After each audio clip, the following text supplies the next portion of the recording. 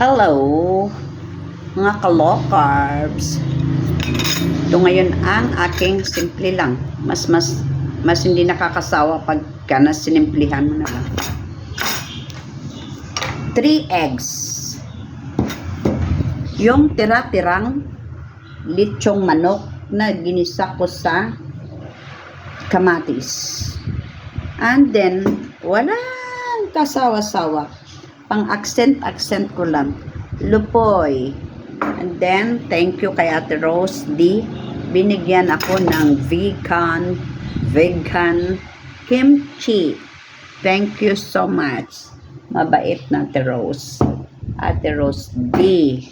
So, ganyan. Tapos uminom ako kanina ng electrolytes, no? Bali, ang inano ko lang is apple cider and Himalayan salt. Tinamad na mag-put ng tartar and baking soda. So, yun lang po. Pero pagka medyo nahihilo ako yan, titimpla lang ako ng ano.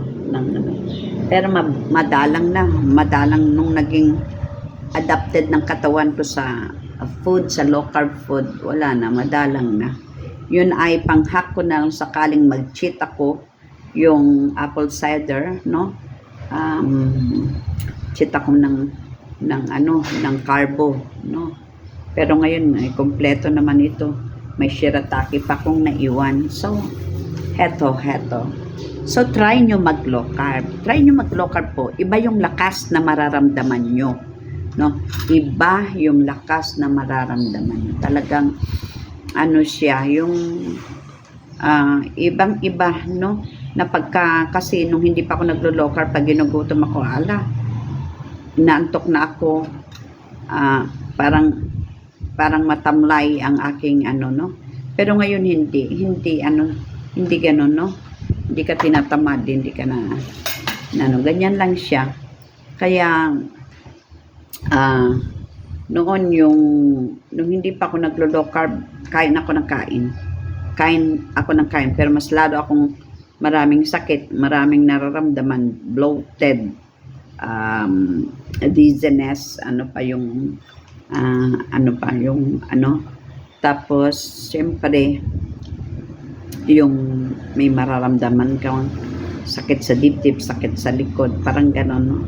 Pero syempre hindi natin pawawala yung pagdarasal, kasi yun talaga nagturo sa akin, yung pagdarasal ko, yun ang nagturo sa akin kung anong gagawin ko, at yun ang natagpuan ko sa low carb. So, maganda din naman ang low carb. Kung sa spiritual na buhay natin, natuto ka mag-fasting, no?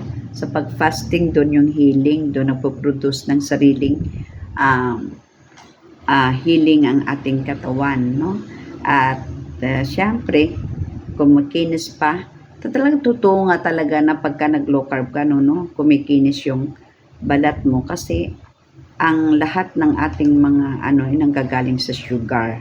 So, limit lang kung hindi nyo kaya totally. Pakunti-kunti lang. Pero, mag-fasting po kayo. I-try nyo mag-fasting.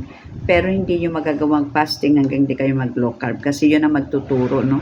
Pag nag-low carb kasi, kung kain ka ng kain, bago mag-fasting ka, yung cravings nandoon. So, mahirap mag-fasting, no? Kasi yung utak na mismo ang magdidikta na ikaw ay gustong kumain, gusto mong ganito, at kuminsan talagang hindi mo mapigilan, ganyan ang ng sugar, no?